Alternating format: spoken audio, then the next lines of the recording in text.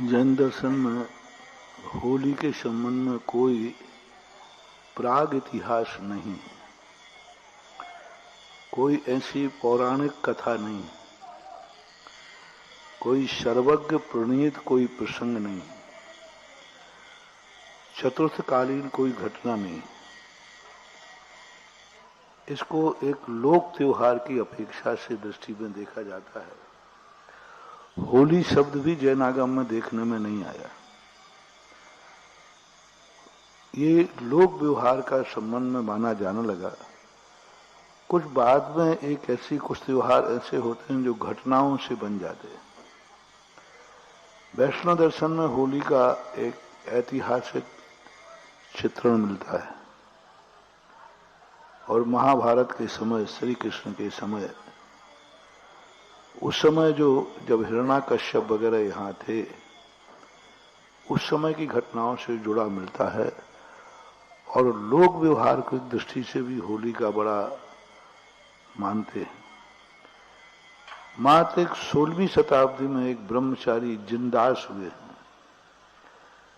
उन्होंने एक कथा को लेकर होलिका का प्रसंग चित्रित किया है कि एक आताताई शक्ति, एक धर्मात्मा नारी के ऊपर संकट हुआ दिया और उसने उसके धर्म को समाप्त करने के लिए उसके घर में प्रवेश कर गया। गांव वालों में एक बहुत बड़ा हंगामा मच गया कि ये गुंडा, ये अराजक तत्व इस शीलवती धर्मात्मा नारी के साथ अत्याचार करेगा। तो लोगों ने उस मकान में आग लगा दी और जैसे ही मकान में आग लगाई तो आताताई दुराचारी मर गया और जो धर्मात्मा नारी थी वो जीवित बन बाहर निकल आई और बच गई। तो उस समय लोगों ने अत्याचारी की हार और सदाचारी की विजय के उत्सव में पूरे नगर में खुशी का माहौल रहा। एक धर्मात्मा की रक्षा हुई, एक सदाचारी की रक्षा हुई और दुराचारी का नाश हुआ। ऐसी ही मिलती जुलती कथा है कि हिरण्याकश्यप ने होलिका को और प्रहलाद के जीवन में, प्रहलाद को नाश करने के लिए जब होलिका जलाई गई तो होलिका, प्रहलाद बच जाते हैं और होलिका समाप्त हो जाती है। तो इन सब चीजों को लेकर के एक बार निर्णय जरूर करना चाहिए कि होलिका वह उत्सव है कि दुराचारी की हार और सदाचारी की विजय, जीत, इस प्रसंग को लेकर के होलिका का कथानक जुड़ा हुआ है।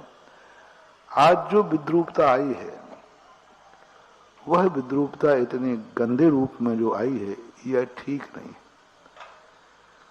कई स्थानों पर इतने गंदे तरीके से मनाते हैं। कई लोग बैर भाव निकालते हैं। कई लोग सबसे ज्यादा नशा, शराब आदि इस दिन करते हैं, बैर भाव निकालते हैं। पैसे इकट्ठे करते हैं, जो पैसा नहीं देता है पर उसके साथ बड़ा दुर्व्यवहार करते हैं। ऐसा नहीं होना चाहिए। ऐसा करना किसी भी त्योहार के लिए कलंकित करना है, दूषित करना है। अब बात रही रंग गुलाल की, पर रंग गुलाल भी एक मर्यादा की ठीक लगते हैं। आज नाना प्रकार के केमिकल्स, नाना प्रकार की स्थितियां आ रही हैं, ये ठीक नहीं। जैनियों से तो मैं यही कहना चाहूंगा, जब तुम्हारे पुराणों में इसका कोई उल्लेख नहीं है, क्यों ना होली का दिन किसी तीर्थ क्षेत्रों पर जाके बिताया जाए और तीर्थ क्षेत्र पर जाकर के बढ़िया विधान करो, सब लोग गंदोदक लो और होली मनाना ही है तो केसर और चंदन को घोलो और एक दूसरे को तिलक लगा दो बस, और बढ़िया ढाट से भगवान की पूजन करो। तीर्थ क्षेत्रों पर जाकर साधु संतों के सानिध्य में जाकर के ये 2 दिन निकालना चाहिए। उससे दोनों काम हो जाएंगे। शहर की गंदगी से, वहां की, उससे बच जाओगे। कितना नुकसान है, हालांकि अब प्रचलन बहुत कम हुआ है। एक साल भर तुम अपनी स्क्रीन पर क्रीम लगा लगा करके, फेयर एंड लवली लगा लगा लगा के चमकाते हो और कलरों के माध्यम से सारी स्किन को खराब कर देते हो और कई दिनों तक चलती। कई लोगों की तो स्किन खराब हो जाती हैं, आंखों में ज्योति चली जाती है। तो ऐसे नहीं, सभी लोगों से मेरा कहना है ये वात्सल्य का त्योहार है, इसमें ऐसा करो कि सामने वाले को भी नुकसान ना हो, स्वयं को भी, दोनों को अच्छा लगे।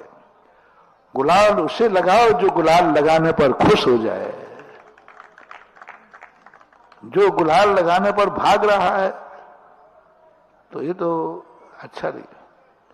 खुशी का त्योहार दोनों तरफ से होता है। आइए लगाइए साहब, मुझे लगाइए, मैं तुम्हें लगा रहा हूं। भाग दौड़ करना, छुपके लगाना, ये करना वो करना, ये सब चीजें अच्छी बातें नहीं। इससे सबसे बढ़िया यही है कि रंग गुलाल की होलियां खत्म करो, क्योंकि इससे कोई फायदा होने वाला नहीं। जल का वेस्टेज है, कितना जल का होता है, शरीर का होता है, कपड़े खराब होते हैं, कितना नुकसान, देखो कितना नुकसान है। तो इसलिए अपेक्षा धर्ममय जीवन का करो और मंदिरों में जाकर के उस दिन तीर्थ क्षेत्रों पर जाकर बढ़िया सामूहिक अभिषेक करो, शांति धारा करो, विधान करो। यही होली का सबसे बड़ा रूप माना जाना चाहिए।